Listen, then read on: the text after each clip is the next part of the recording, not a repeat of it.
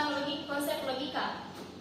Kapan kita tidak memahami yang namanya logika pemrograman, maka untuk memprogram suatu masalah kita akan kesusahan. Di sini logika pemrograman itu merupakan kemampuan dasar yang harus dikuasai seorang programmer. Logika dan algoritma pemrograman tidak bisa dipisahkan. Jika logika pemrograman adalah cara penyelesaian suatu masalah dengan prinsip dari aturan tertentu, maka algoritma pemrograman adalah urutan atau langkah-langkah sistematis yang dibuat untuk mewujudkan penyelesaian masalah tersebut. Jadi, logika pemrograman dan algoritma pemrograman itu tidak bisa dipisahkan. Sebelum kita memulai codingan atau pemrograman, kita harus paham dulu logika dan algoritmanya.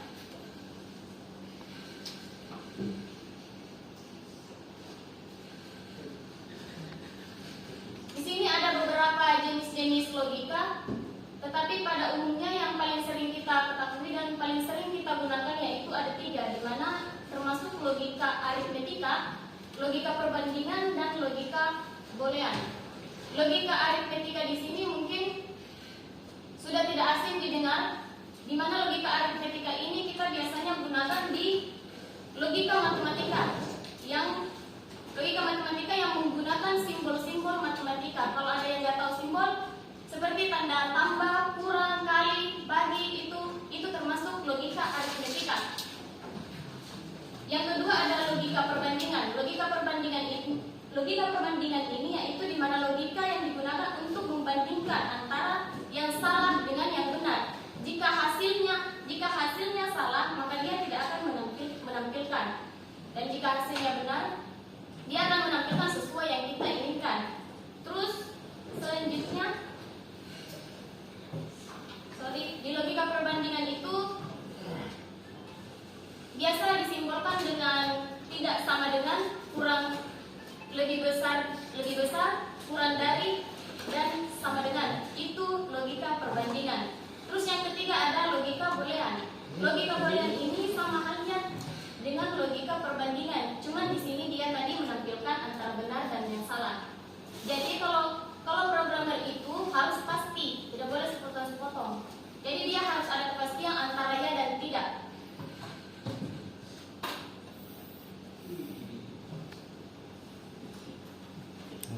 Lanjut, di sini ada penyajian algoritma pemrograman. Nah, dalam penyajian algoritma pemrograman itu dibuat agar bisa dibaca dan dipahami baik oleh manusia atau biasa disebut dengan programmer maupun oleh komputer. Terdapat 3 cara penyajian algoritma pemrograman dalam bahasa yang dapat dimengerti manusia.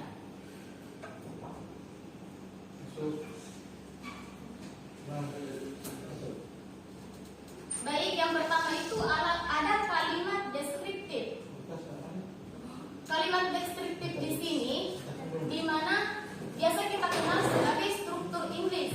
Struktur Inggris karena memang bahasa pemrograman itu pada dasarnya menggunakan bahasa Inggris, tetapi dimodifikasi menjadi bisa digunakan ke dalam bahasa Indonesia. Makanya kita biasa diberikan soal contoh, tuliskan struktur Indonesia dari algoritma berikut.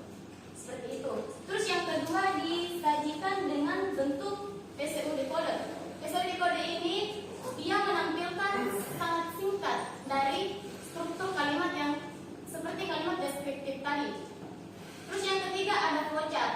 Nah, di sini mungkin ada beberapa orang yang tidak terlalu memahami kalau dijadikan sebagai kalimat deskriptif. Makanya di sini dibuatkan sebagai flowchart atau kita biasa kenal dengan diagram alir. Diagram alir di sini itu memudahkan kita untuk mengetahui di mana input, mana proses, mana output. Lanjut. Komponen penting dalam algoritma pemrograman. Jadi di dalam algoritma pemrograman itu kita harus tahu dulu mana inputnya, mana prosesnya, dan mana outputnya. Nah, input di sini mungkin kita sudah sering dengar, yaitu di mana termasuk seperti masukan bahan-bahan atau variabel yang akan diolah. Nah, proses ini dia yang memproses sebuah inputan tadi atau variabel yang dimasukkan oleh input.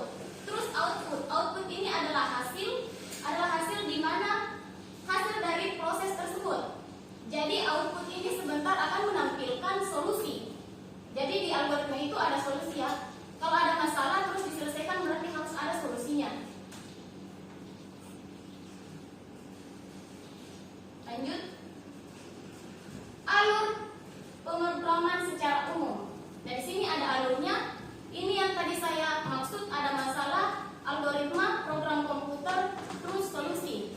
Inilah yang dimaksud seperti input, proses, output. Jadi algoritma itu di sini, kan di sini contoh ya, kan di sini kita mendapatkan masalah, kita mau selesaikan. Nah, kita harus paham dulu logikanya masalah ini seperti apa. Terus kita lanjut ke algoritmanya. Algoritmanya itu langkah-langkah penyelesaian masalah. Kita susun dari awal sampai akhir. Terus setelah itu kita proses, kita program ke dalam komputer.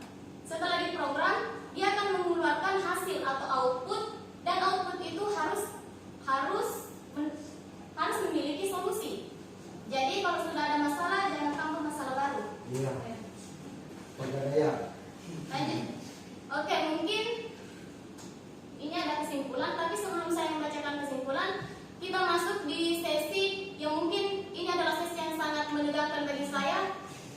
Sesi tanya jawab. Maksimal 3 orang dipersilakan untuk bertanya. Angkat tangan. Mengenai logika if dan else. If dan else itu termasuk logika apa? Di antara yang ketiga di atas. Ya. Oke, terima kasih kepada saudara Ahmad Rehan Asmar. Pertanyaannya sangat menarik. Baik. If dan else itu masuk di logika yang mana di antara yang tiga ini? Jadi, if dan else itu masuk di logika perbandingan. Dia masuk di logika perbandingan. Kenapa? Karena di sini kita kalau dipikir secara logika itu kan jika dan else itu adalah maka. Di sini ada perbandingan di antara keduanya. Misal, jika pukul 12 malam, maka lampu akan menyala.